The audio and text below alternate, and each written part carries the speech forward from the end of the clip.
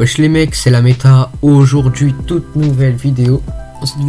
Dans cette vidéo les mecs, on va théoriser sur les prochains atouts de Isagi. Donc j'en ai eu deux en tête. Donc je vais vous les présenter dans cette vidéo. Donc avant de commencer cette vidéo, n'hésitez pas à vous abonner, à liker et à commenter pour le référencement. C'est ma première vidéo, dites-moi qu'est-ce que vous en pensez. Enfin ma première vidéo sérieuse, parce que la première, je t'avoue, je l'ai fait un peu à la va-vite. Là, dites-moi dans les commentaires que vous en pensez du montage, si l'idée est bien, si vous validez, qu'est-ce que je vais dire. Donc voilà les mecs, si vous n'êtes pas d'accord, n'hésitez pas à me dire aussi, voilà. Si vous avez des idées à me proposer, n'hésitez pas à me dire ça dans les commentaires. Et sur ce, on est parti.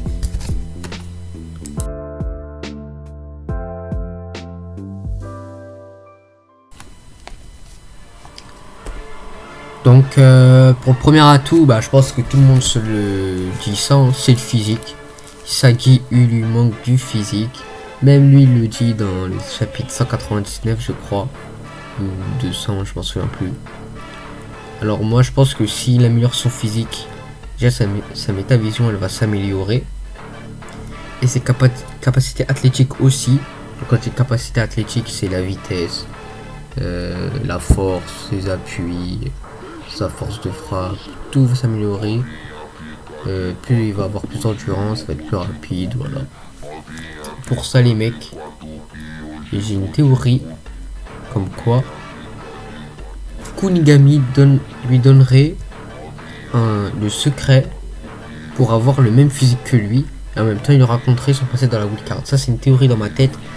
Si vous voulez que je la fasse en vidéo, n'hésitez pas à me dire.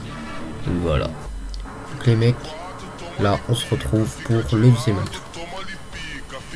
Pour le deuxième et dernier atout de cette vidéo, j'ai choisi les feintes. Alors, je sais pas si vous avez remarqué, mais Isagi a beaucoup utilisé les feintes. Je pense, si vous avez vu les spoils du chapitre 201, vous avez vu qu'il a feinté, il a fait une feinte de corps à Kaiser, il a fait une feinte de frappe à Shigiri. Et c'est pas tout, il a fait plein de feintes. Déjà au début, il faisait des feintes. Et comment ça s'appelle? Et à un moment, je crois qu'il avait feinté Bashira quand il jouait contre le FC Barça. Donc ouais, proche de les feintes, parce que pour moi, Isagi, il a besoin d'une arme pour les 1v1. On dit que Nage est dépendant des autres, mais Isagi, en vrai, quand il joue tout seul... en vrai, Isagi, quand il est tout seul, il est bon qu'en défense, mais en attaque, il peut rien faire tout seul. Il faut toujours qu'il y ait un gars avec lui. C'est pour ça que je dis qu'il a besoin d'une arme pour qui joue tout seul pour les 1v1. Pour ça je choisis les feintes, parce que comme je l'ai dit tout à l'heure, c'est le seul dribble qu'il a un peu utilisé au Blue Lock. Au Blue Lock, je sais pas, pour ses 1v1 il se faufile dans les angles morts. Mais je pense que cette technique, quand il sera dans le monde des pros, elle va plus fonctionner. Il faudra un autre moyen pour les 1v1. Et aussi les mecs, j'ai une théorie comme quoi il débloquerait cet atout, l'atout pour le 1v1 contre le match des Ubers. Donc je pense que ce sera le prochain match, le match après le Manshine. Parce que je pense que le match contre le PSG... Pour la théorie, on sait que Isagi va affronter le Ubers avec le Bastard. Et on peut dire que cette équipe de Ubers, elle sera basée sur la défense. Parce que déjà c'est une équipe de l'Italie. Et l'Italie c'est une équipe... les équipes italiennes ils jouent beaucoup en défense. Leur spécialité c'est la défense. Et aussi j'ai remarqué, je sais pas si vous avez remarqué, mais les joueurs qui sont partis là-bas, c'est des joueurs qui savent un minimum défendre. Il y a Nico, Aryu et IQ. Déjà eux leur poste pendant le match contre des U20 c'était... ils étaient défenseurs. Moi les mecs, ma théorie c'est que je pense que pendant ce match, l'équipe des Bears sera un mur. Et Isagi pourra pas passer, même avec sa combinaison avec Corona, même avec sa métavision. Ce sera un mur. Voilà.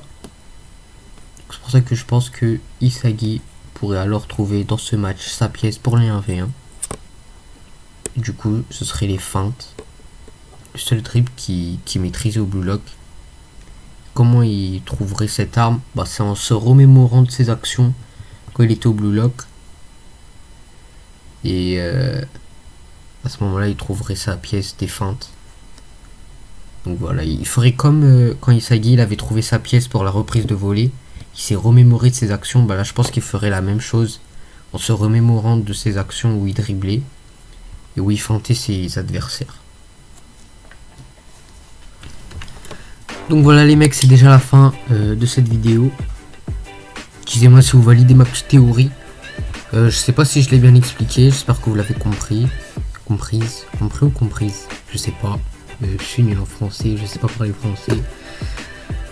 Donc voilà les mecs, donc comme je vous l'ai dit au début de vidéo, n'hésitez pas à vous abonner, à liker et à commenter et à mettre votre avis dans les commentaires. Sur ce, bonne à plus.